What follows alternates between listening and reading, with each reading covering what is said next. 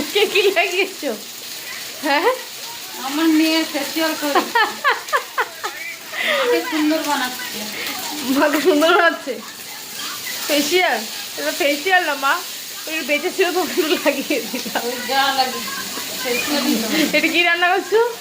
ভেন্ডি ভাজা, গাছের ভেন্ডি। আমি তুলে নিয়ে আসলাম একদম প্রথমে তুলে এনে রান্না হেল্প টেস্ট লাগে বলো। এরম ভাবে এরম ছোটো ছোটো কচি কচি সব থেকে খেতে ভালো লাগে। আর তার মানে ইয়ে করো, তোমার বলো গুঁড়ো গুঁড়ো করে তুলে নিয়ে তোলা হয় না, তাই একদিন পর একদিন তুললে ভেন্ডি কচি থাকে। তুমি ফর্সা হবে গো।